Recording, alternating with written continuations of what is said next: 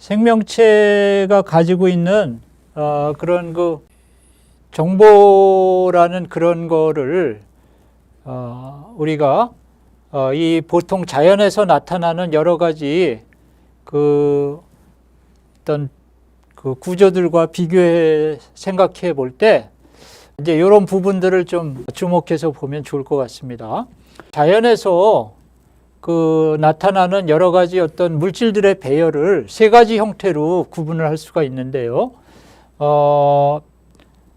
우선 첫 번째로 우리가 볼 수 있는 거는 아주 단순한 그런 형태의 반복적인 그런 그 구조들을 우리가 이제 볼 수가 있습니다. 예를 들면은 여러분이 오늘 아침에 뭐 소금을 먹었는지는 잘 모르겠지만은 이 소금 같은 경우에 그런 그 구조를 우리가 보면은 이런 식으로 소디움 이온하고 그다음에 염소 이온이 이렇게 그 규칙적인 그런 그 구조를 이렇게 이루고 있는 형태를 이제 우리가 볼 수가 있습니다. 결정들 같은 경우에 이제 우리가 이런 구조들을 많이 볼 수가 있고, 이런 규칙적인 구조가 나타나는 그런 경우에 있어서는 그거를 만들어내는 것이 이제 어떤 그 법칙적인 힘, 예를 들면 이제 조금 전에 봤던 소금 같은 경우는 Na 이온하고 Cl 이온 사이에 작용하는 어떤 정전기적인 인력에 의해서 이게 착 규칙적인 어떤 그 구조를 만들어내게 된다라고 이제 볼 수가 있거든요. 그래서 이런 이제 그 반복적이고 규칙적인 그런 구조를 우리가 볼 수가 있고, 이제 또 한 가지 우리가 자연에서 또 흔히 목격하는 그런 구조는 굉장히 좀 복잡한 그런 구조라고 볼 수가 있겠는데, 근데 좀 복잡하면서도 어떤 그 특별한 그 의미나 정보를 전달하지 않는 그런 랜덤한 그런 그 스트럭처를 가지고 있는 그런 겁니다. 우리가 뭐 주변을 들여다 보면은 여러분이 많이 볼 수 있을 거예요. 뭐 무슨 바닷가에 해변에 널려져 있는 어떤 뭐 무슨 조약돌이라든가 또는 뭐 바람에 나뒹구는 뭐 낙엽들이라든가 낙엽더미 이런 것들은 뭐 되게 복잡하게 보이지만 어떤 특별한 어떤 의미를 주는 그런 구조는 아니고 그냥 랜덤하게 이렇게 만들어질 수 있는 그런 구조입니다. 그래서 이거는 복잡하지만은 어떤 그냥 랜덤한 그런 구조를 가지고 있는 이런 경우의 구조를 우리가 볼 수가 있는데, 이거는 뭐 그냥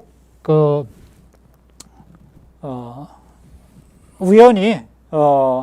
여러 가지 어떤 요인에 의해서 그냥 우연히 만들어진 그런 구조를 이제 우리가 쉽게 이해를 할 수가 있습니다. 그 다음에 또 한 가지 우리가 또 볼 수 있는 그런 중요한 구조로서는 복잡하면서도 그러면서도 의미를 가지고 있는 어떤 특정화된 그런 그 구조를 우리가 볼 수가 있는데,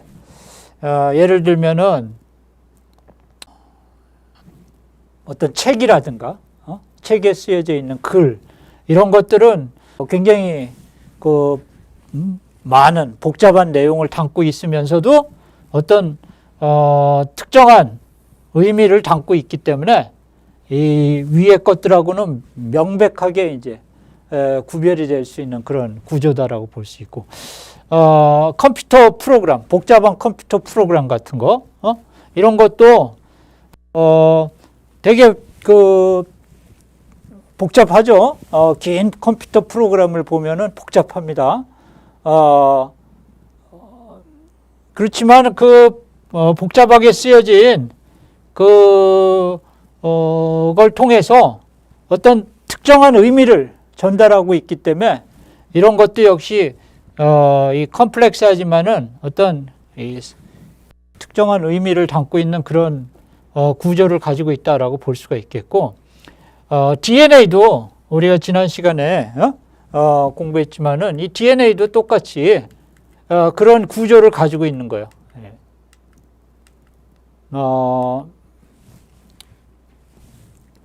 DNA도 이 나선 골격을 따라 갖고선 이렇게 뉴클리오 베이스들이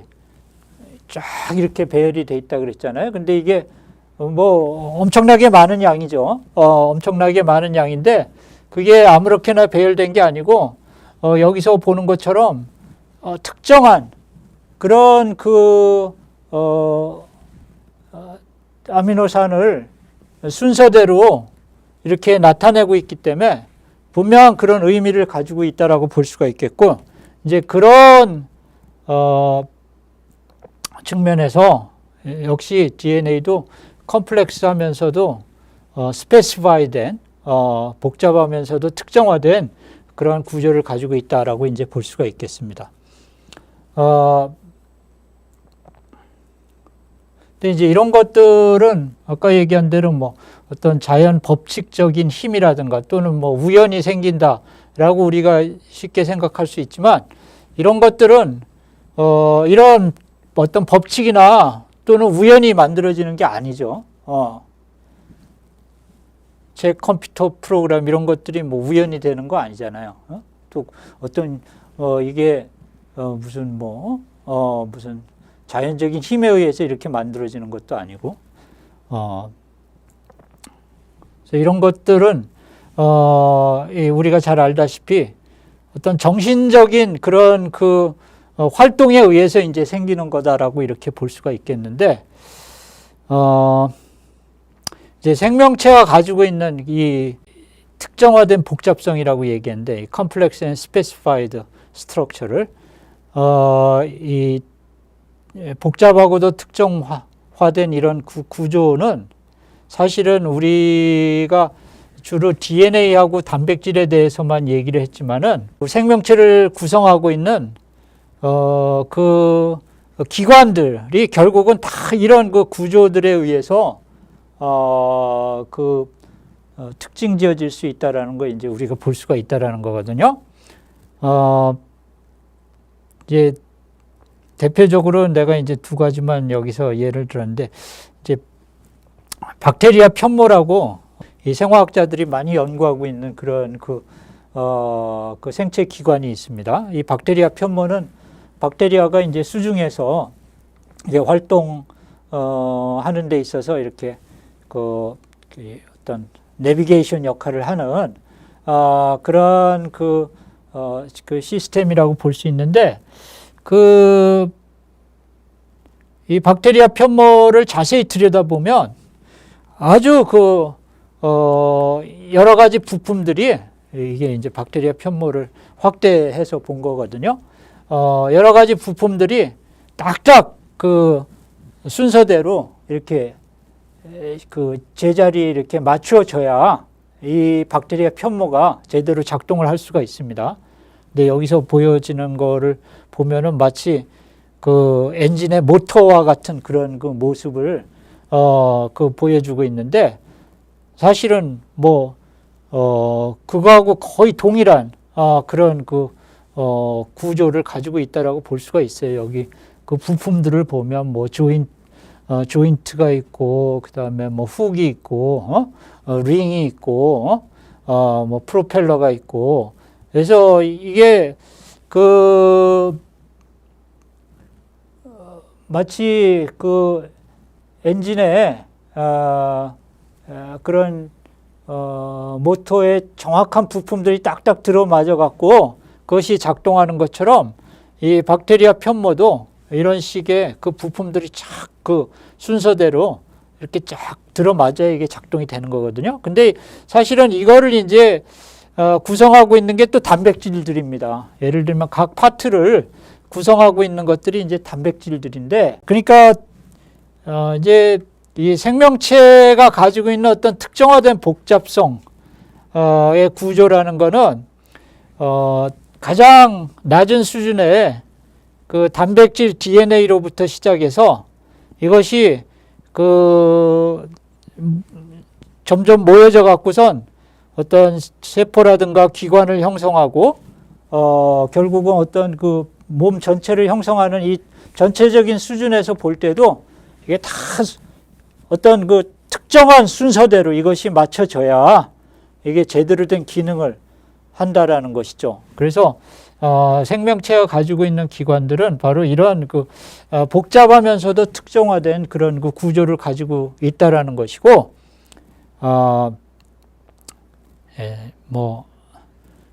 우리 몸의 중요한 그런 그 기관들이 바로 이런 그 특징들을 다 보여주고 있는데,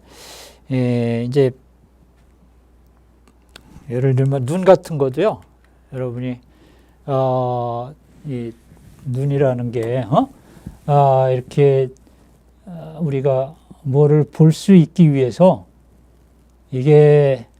그냥 단순히 이렇게 눈만 있는 게 아니고 가장 낮은 수준에서 그 눈을 구성하는 여러 가지 단백질 이런 걸로부터 시작해서 그것들이 또 어떤 망막이라든가 여러 가지 것들을 이렇게 구성을 하게 되고 그것들이 딱 또 그 순서대로 이렇게 해갖고 결국은 그렇게 해서 우리가 이 눈이라는 그 비전 기능을 할 수 있게 되는 그런 거거든요. 그러니까 조금 아까 얘기한 대로 이 생명체가 가지고 있는 그런 어떤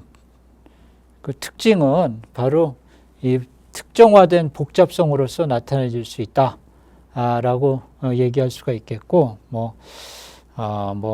우리의 어떤 이 시각기관뿐만 아니라 청각 또는 우리가 호흡하는 거 또는 혈액이 응고되는 이런 거라든가 이런 것들도 다 이런 그 정확하게 이것이 그 순서대로 부품들이 딱딱 맞춰져야 기계가 작동하듯이 단백질 수준에서부터 시작해서 이것들이 이렇게 제대로 착 맞춰져야 된다. 단백질 수준 이전에는 아미노산들이 제대로 쫙 정렬이 돼 단백질이 만들어지는 거잖아요. 그러니까 가장 낮은 수준에서부터 이렇게 높은 수준에 이르기까지 그게 다 그 순서대로 연결이 돼야 이것이 생명체가 그 제대로 기능을 할 수 있게 된다라는 걸 이제 볼 수 있다라는 거죠. 그래서 요 부분은 이제 이 생명체가 그 지적 존재에 의해서 설계됐다라는 것을 주장하는 그 과학자들이 이제 그 하나의 그 주장의 근거로서 많이 제시를 하는 건데, 예를 들면 이제 마이클 비히 같은 생화학자는 이 조금 아까 얘기했던 이 박테리아의 편모 같은 시스템 이런 것들은